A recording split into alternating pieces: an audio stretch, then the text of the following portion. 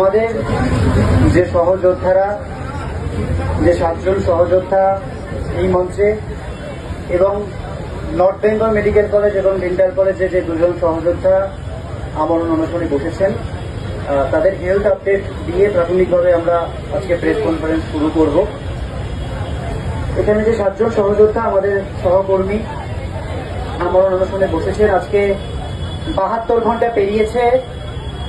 তাদের শারীরিক অবস্থা বেশ উদ্বেগজনক, রক্তে শর্করার মাত্রা কমছে।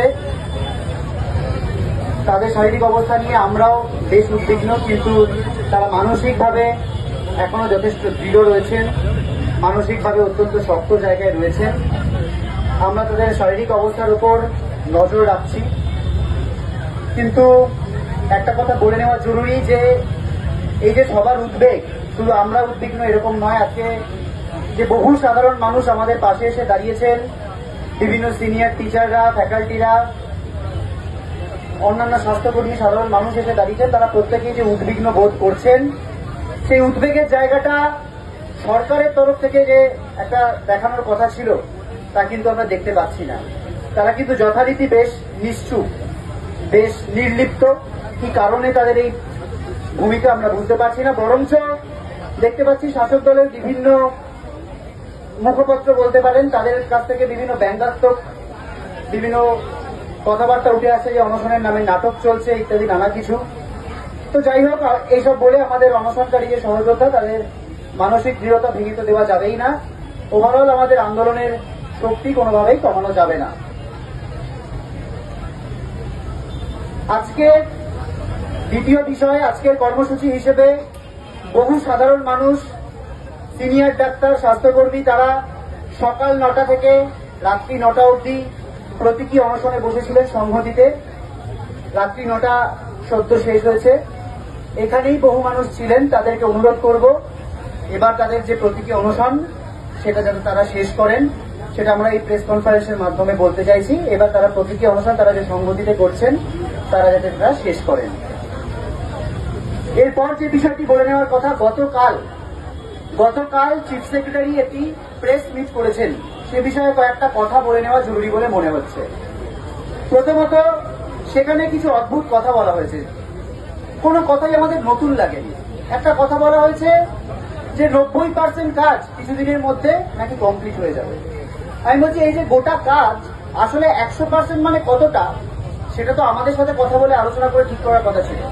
কতটা কাজের 90% আর কতটা কাজের 26% তারা আগের দিন সুপ্রিম কোর্টে বলেছিল, তা নিয়ে আমরা বুঝতে পারছি না।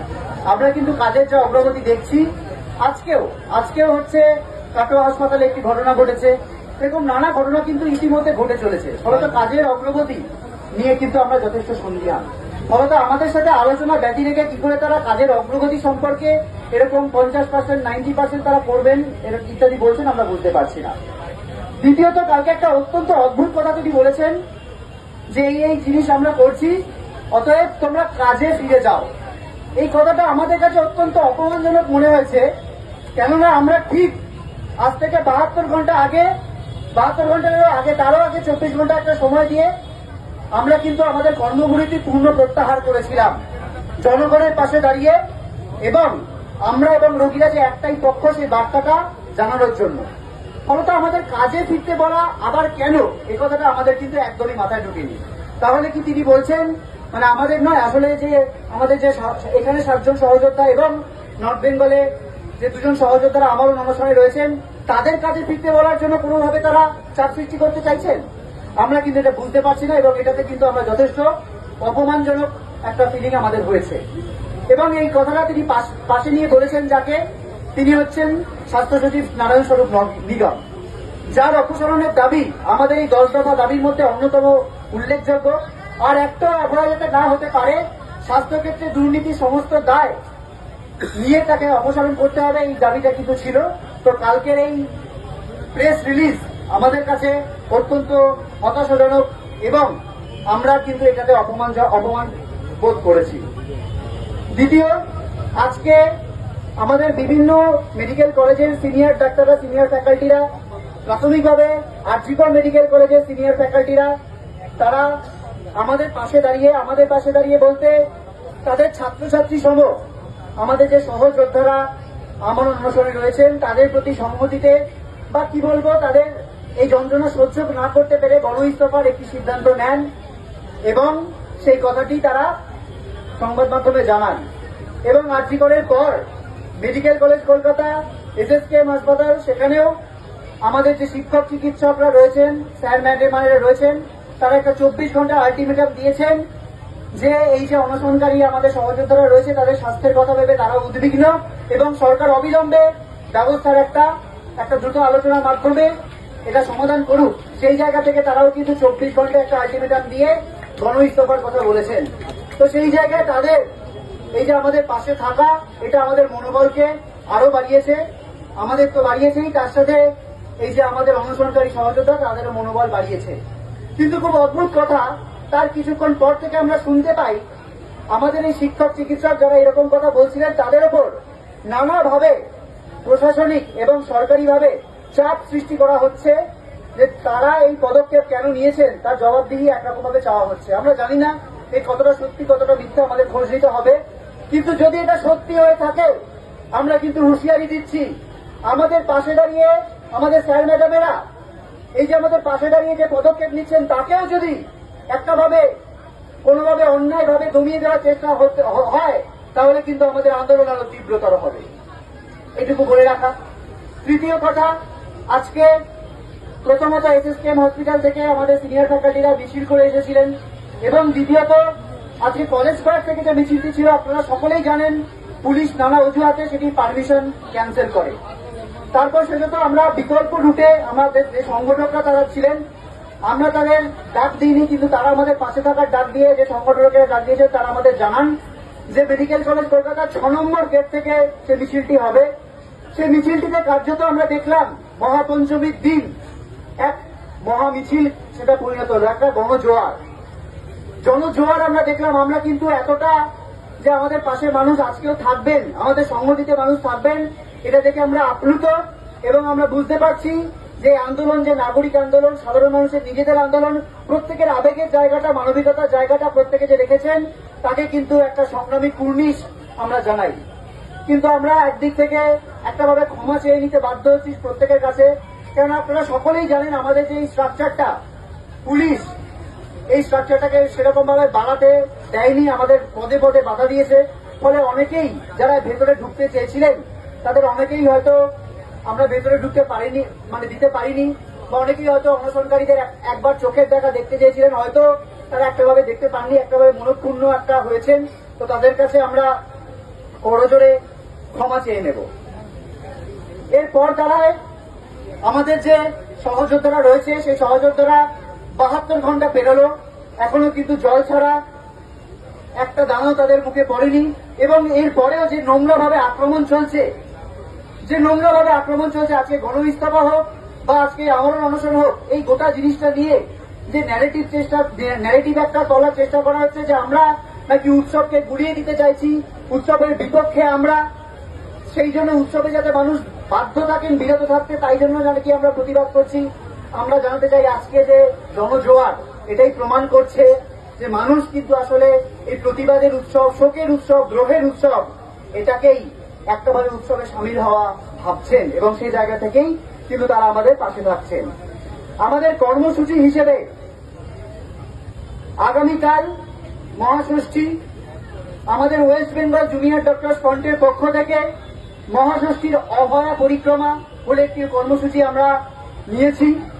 সেখানে উৎসবেরও একটাই ডাক, আমার দুর্গারা বিচার পাক, এই দাবিকে সামনে রেখে তিলোত্তমা অর্থাৎ অভয়া এবং উমা, জয়নগরের উমা, তাদের প্রতীকী মূর্তি সামনে রেখে বিভিন্ন প্যান্ডেলে গর্জে উঠুক প্রতিবাদের প্রতিধ্বনি। আমরা সাউথ কলকাতা এবং নর্থ কলকাতার বিভিন্ন জায়গায় ম্যাটাডোরে করে তিলোত্তমা এবং উমার প্রতীকী মূর্তিকে নিয়ে এবং আমাদের যে বিচারের দাবিতে আমাদের যে লড়াই চলছে সেই 10 দফা লড়াই আসলে কেন আরেকটা অভয়াকে রুখে দেওয়ার লড়াই এবং তার সেই লড়াইয়ের দাবি সেটাকে ছড়িয়ে দেওয়ার জন্য কিন্তু কালকে আমরা এই পুজো পরিক্রমায় বেরোবো।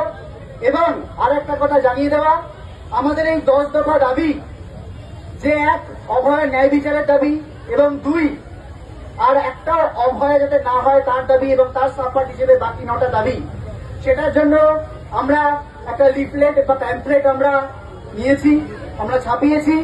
আমরা কিন্তু এই পুজো পরিক্রমা থেকেও বিভিন্ন জায়গায় সেটা দেব এবং প্রত্যেক শুভবুদ্ধি সম্পন্ন মানুষ, সংগঠক, তাদেরকে অনুরোধ করবো আমাদের কাছ থেকে যাতে এই প্যাম্পলেট এবং লিফলেটগুলো সংগ্রহ আপনারা করুন, আমাদের কাছ থেকে নিয়ে যান এবং প্রত্যেকটা পুজো প্যান্ডেলে নিজেদের পাড়ায় পাড়ায় এগুলো যদি ছড়িয়ে দিতে সাহায্য করেন তাহলে আমরা অত্যন্ত উপকৃত হব। কেননা আমরা নিজেরা হাসপাতালে কাজ করছি, আজকে আমরা রক্তমাখা অ্যাপ্রন করে হাসপাতালে কাজ করেছি, প্রতীকী অনশন করতে করতেও বহু জায়গায় কাজ হচ্ছে, এখানে অনশন চলছে, কালকে পুজো পরিক্রমা। ফলত আপনারা যদি এই সাহায্যের হাতটা বাড়ান, আমাদের এই যে লিফলেট প্যাম্পলেট, এটা যদি প্রত্যেক জায়গায় ছড়িয়ে দেওয়ার একটা দায়িত্ব প্রত্যেক সংগঠকেরা নেন তাহলে আমরা অত্যন্ত খুশি হব এবং এটাই আপনাদের কাছে অনুরোধ থাকবে। ধন্যবাদ। পরিক্রমাটা কিভাবে হবে? 72 ঘন্টা পেরিয়ে গেল, এখনো পর্যন্ত 72 ঘন্টা পেরিয়ে গেল, এখনো পর্যন্ত সরকারের পক্ষ থেকে কোনো পদক্ষেপ করা হলো না। আপনারা এর পরবর্তীকালে কি পদক্ষেপ করবেন?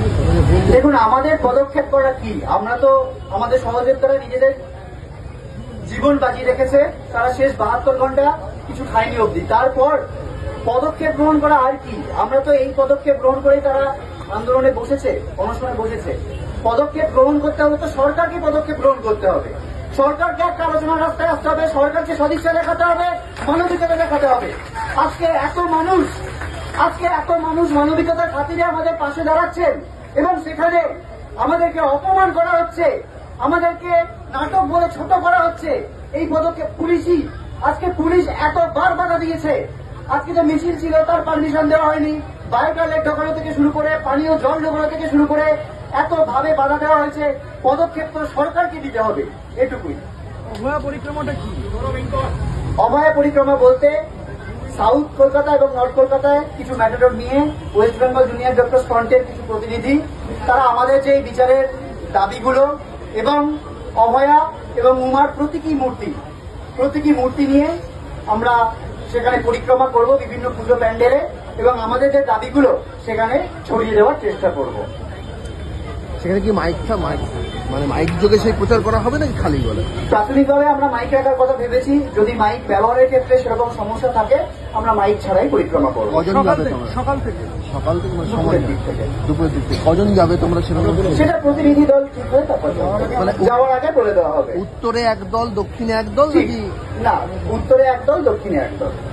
এবং এটা কি ষষ্ঠী থেকে টানা হবে নাকি শুধু ষষ্ঠী? আপাতত ষষ্ঠীর কথা আমরা বলছি, বাকি কর্মসূচি আমরা প্রত্যেকদিন এরকম প্রেস রিলিজের মাধ্যমে জানাতে থাকবো। 2 মিনিটে দুটো কথা বলে দিতে চাই, দুটো ওয়ার্ডই আমি আমাকে বলতে কথা হলো। এবং বারবার আমরা বলছি আমাদের যে সহযোদ্ধারা এই যে নিজেদের জীবন বাজি রেখে আজকের যে দাবিগুলো সামনে রেখেছে, আমরা বিশ্বাস করি এই দাবিগুলো আমাদের করারই দরকার ছিল না, সরকার অটোমেটিক্যালি এটা দেওয়ার দরকার ছিল।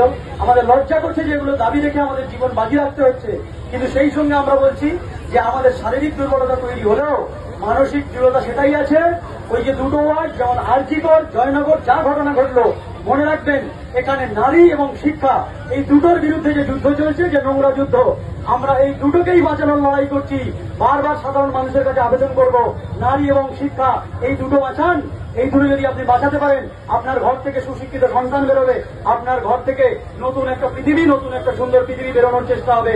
তাই আপনারা সমাজ সংস্কারের যে ডাক আমাদের এই প্রতীকী জায়গা থেকে আমরা দিচ্ছি, মনে রাখবেন আমাদের মায়েদেরকে সুরক্ষিত করতে হবে আর শিক্ষাটাকে সুরক্ষিত করতে হবে। এই দুটো ওয়ার্ডকে খুব শক্তিশালীভাবে আমাদেরকে প্রতিবাদ জানাতে হবে, এই দুটো জিনিস যেন সুরক্ষিত থাকে সেটা। সেই সঙ্গে একটা ঘোষণা করছি, 9 অক্টোবর আগামীকাল আমাদের আরজিকরে, যেহেতু আমাদের আরজিকরের ঘটনা ঘটেছিল এবং অভয়া দিদির স্মরণে আমরা একটা ব্লাড ডোনেশন ক্যাম্প করছি। আগামীকাল সব এবং যাদের ওরা সম্ভব হবে আপনারা আসবেন, দলে দলে রক্তদান করবেন, আমরাও রক্তদান করব, সবাই মিলে মানুষের পাশে দাঁড়াবো। আমাদের এই যুদ্ধটা মানুষ মানুষের পাশে দাঁড়ানোর যুদ্ধ, নাকি মানুষ মানুষকে ডিভিশন করার যুদ্ধ নয়। এই যে উৎসব আলাদা করে দিয়ে প্রতিবাদ আলাদা করার যে চক্রান্ত চলছে, আমরা বারবার বলছি যারা উৎসব করছেন তারাও প্রতিবাদের ভাষা নিয়ে আমাদের সঙ্গে আসছেন, সেটাকেও আমরা কর্নিশ জানাচ্ছি। আপনি উৎসবও করুন, আমাদের সঙ্গে আসুন, সবাই মিলে আমরা প্রতিবাদের ভাষা না হারিয়ে যায়, আমরা প্রতিবাদের ভাষাটাকে রাখি এবং এই অন্যায়ের বিরুদ্ধে জয় আমাদের হবেই। এই দৃঢ় প্রতিজ্ঞ এবং এইরকম ভাবে দৃঢ় মানসিকতা নিয়ে আমরা যেমন আছি, আমাদের এই 7 জন সহযোদ্ধা নিজের জীবন বাজি রেখে এর সঙ্গে মেডিকেল কলেজে নর্থ বেঙ্গল মেডিকেল কলেজে আরো 2 জন 9 জন সহযোদ্ধা এবং অন্যান্য মেডিকেল কলেজে আরো শুরু হয়েছে, এক এক করে আমরা পরে বলবো। সবাই নিজেদের জীবন বাজি রেখেছে এইরকম একটা জায়গা আসতে, জয় আমাদের হবেই। আপনারা পাশে আছেন, পাশে থাকুন, জয় আমরা ছিনিয়ে আনবো, এটুকু আমরা বলতে পারি। আজ